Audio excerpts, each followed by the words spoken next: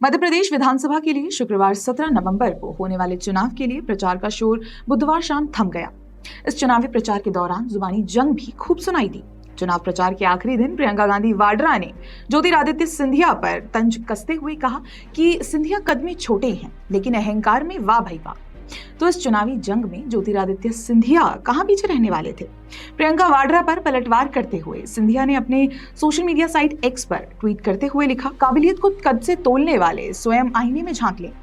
दरअसल चुनाव हो और ऐसे में नेता एक दूसरे पर बयानों की बौछार न करें, ये मुमकिन नहीं है। लेकिन जिस मध्य प्रदेश की सत्ता पर बैठने के लिए कांग्रेस और बीजेपी आमने सामने हैं, वो कांग्रेस के लिए बहुत टेढ़ी खीर दिखाई दे रही है, क्योंकि मामा जी के नाम से मशहूर शिवराज सिंह चौहान 15 साल से भी ज्यादा समय से शासन चला रहे हैं। ये कहना गलत नहीं होगा कि शिवराज सिंह चौहान मध्य प्रदेश के नायक हैं। वे वर्ष 2003 से करीब सत्ता संभाल रहे हैं। दरअसल भाजपा के कुछ गढ़ हमेशा से ही सलामत रहे हैं, फिर चाहे केंद्र में उनकी सरकार रही हो या नहीं रही हो। उन्हीं में से एक राज्य है मध्य प्रदेश। मध्य प्रदेश में वर्ष 2003 में भाजपा ने सरकार बनाई और तब से अब तक इस राज्य को भाजपा के अजय खिताब की तरह देखा जाता है। कुछ समय के लिए राज्य में कांग्रेस की सरकार अवश्य आई थी, लेकिन वो ज्यादा समय तक टिक नहीं पाई।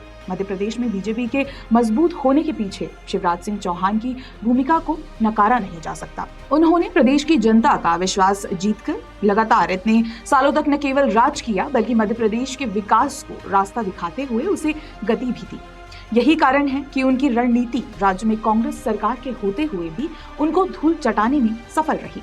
अपने कार्यों से जिस तरह से मध्य प्रदेश में शिवराज सिंह चौहान ने विकास की लहर दौड़ाई है, उसी वजह से वो प्रदेश में बड़ी संख्या में लोकप्रियता का आनंद उठा रहे हैं। फिलहाल ऐसा कोई नहीं है जो उनकी लोकप्रियता को कड़ी टक्कर दे सके। मध्य प्रदेश में कांग्रेस ने अपना किला खुद ढहाने का काम किया है। कांग्रेस नेताओं के देश विरोधी बयानों से लेकर नेताओं के बीच अंदरूनी कलह ने पार्टी की झूठी एकता को जनता के सामने रख दिया है। प्रत्याशियों की सूची को लेकर बगावत, पूर्व सीएम कमलनाथ और दिग्विजय सिंह का द्वंद्व युद्ध और उसके बाद पार्टी में टिकट को लेकर तनातनी, ये कुछ ऐसे कारण हैं जिसका खामियाजा एमपी कांग्रेस को भुगतना पड़ सकता है।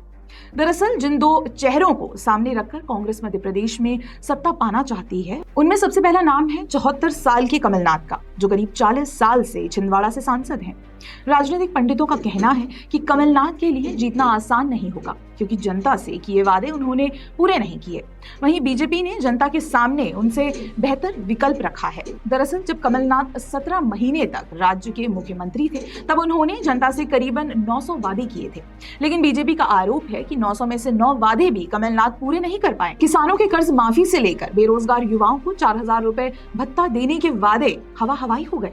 सत्ता मिलते ही कमलनाथ ये सब भूल गए, जिसकी वजह से मध्य प्रदेश की जनता ने उन्हें खारिज कर दिया। वहीं पार्टी के दो बड़े नेताओं के बीच बढ़ती दूरियां भी पार्टी के कलह को सामने रख दिया, जिसके बाद चुनावी माहौल में ऐसी बातें सामने आने लगी कि दिग्विजय सिंह और कमलनाथ के बीच सब कुछ ठीक नहीं है। कपड़ा फाड़ो विवाद के बाद से ही ऐसे सवाल उठ रहे थे। वैसे सिर्फ मनमुटाव तक ही ये सीमित नहीं है।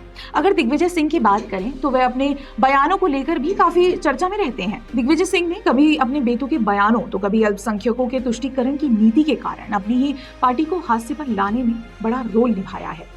समाजवादी पार्टी के नेता अखिलेश यादव के लिए कमलनाथ ने जिस भाषा का इस्तेमाल किया था, उसके बाद तो इनकी दिखावटी एकता चकनाचूर हो गई। मध्य प्रदेश में सीट बंटवारे के समीकरण को लेकर अखिलेश यादव के अंदर जो कड़वाहट भर गई है, उसे देखते हुए कांग्रेस के साथ उसके गठबंधन का अस्तित्व पर सवालों के बादल मंडरा रहे हैं।